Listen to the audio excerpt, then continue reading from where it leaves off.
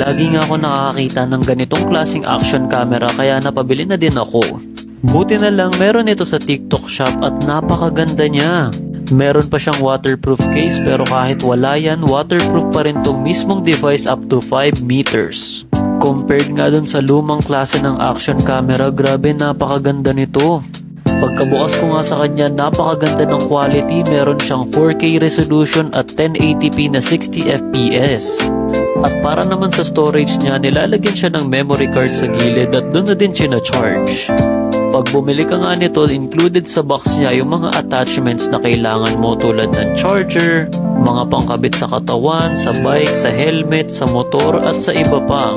Meron pa tong kasamang pangpunas para malinis mo yung action camera.